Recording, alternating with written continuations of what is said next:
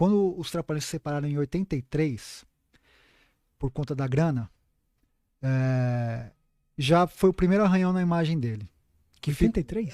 Mas eles não foram até 90, com o filme lá que você falou? Eles se separaram em agosto de 83 e voltaram em março de 84. Tá. Que foi o seguinte, o Renato, ele foi capa da Veja, na época que as revistas também faziam muito sucesso, e ser capa da Veja era uma coisa... E ficou assim, o grande palhaço do Brasil, ele na capa. Na matéria, mostrava tudo que o Renato tinha. A Granja Comari, onde a seleção treina, era do Renato Aragão. Ele comprou do Jorginho Gingli. Imagina, e ele falava assim, você não imagina eu vim do Ceará pro Rio de Janeiro, não tinha nada e tinha um certo preconceito os caras do Nordeste vir pra conquistar tal, tanto é que esse negócio de cabeça chata, Paraíba, que os cariocas falam. Paraíba no Rio, baiano aqui. Baiano aqui e tal. Falei assim, imagina eu que ouvi tudo isso, comprar a mansão do Gingli. Então na Veja fala, pô, o Renato tem a mansão, não sei o que, tal. E os empresários do Mussum, do Dedé e do Zacarias falam, puta, esse cara tá milionário. E vocês estão ricos, mas vocês não estão milionários.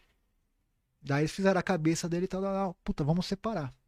Vamos ver se ele, sem a gente, é alguma coisa. Aí eles armam uma coletiva. Falaram, Renato, aparece nesse dia aqui que a gente vai fazer uma coletiva. O Renato não sabia o que era. Aí uma coletiva, toda a imprensa, tal. Os caras, a gente tá se separando. O Renato. Que? É o seguinte, agora a gente vai fazer um filme aqui, nós três, e ele vai fazer o dele, e vamos ver o que acontece. Aí começa uma disputa. De agosto até dezembro, tinha que lançar o filme. Aquela corrida maluca de Guerra Fria, sabe? Uma produção vendo como que a outra estava fazendo, porque o que eles queriam fazer? Vamos mostrar que sem nós três, ele não é nada. E ele falou, não, quer saber? Eu vou provar que se não sou eu, esses três não viram. E aí começa a pegar, roubava o roteirista de um, pegava o técnico do outro. Ah, você vai com ele? Então tá, se você nunca mais trabalha comigo. Tinha essas ameaças, tal, não sei o quê.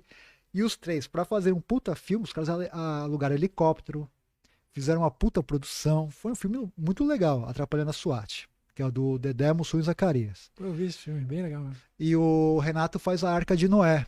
Ele chamou o Sérgio Malandro, a Xuxa e tal. E aí começa.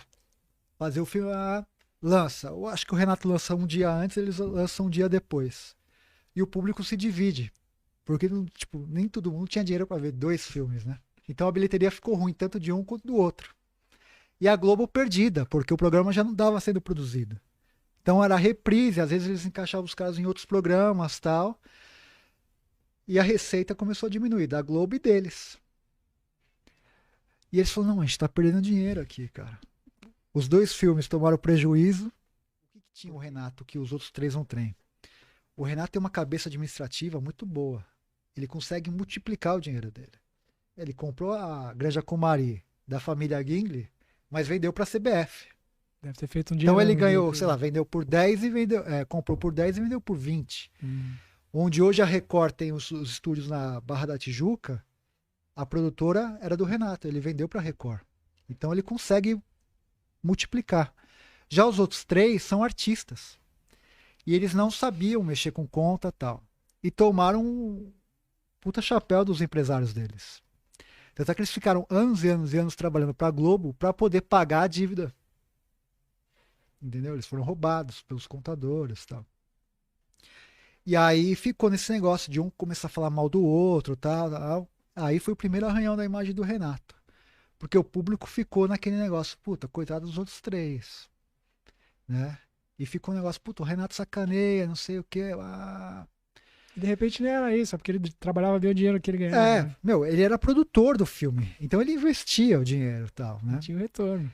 Só que tinha uma questão da porcentagem, que isso a gente vai falar no filme, quanto que ele recebia pelos filmes e quanto os outros 3 recebiam. E ele não gostava muito disso e tal. E aí tem esse primeiro arranhão. Mas o restante a gente entrevistou pessoas muito importantes, assim, o empresário dos Trapalhões, trabalhou com eles por décadas.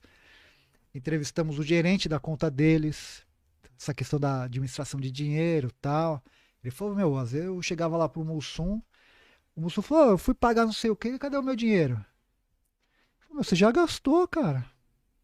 Entendeu? Eles não tinham essa.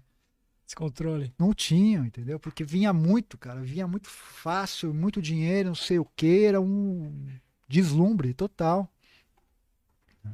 E o Renato, aquele cara que guardava, tipo, ganhava 100, guardava 85, sabe? Uma coisa. Bem justinho. Tá certinho. Fez certinho com o dinheiro. Ah. Tá colhendo os frutos.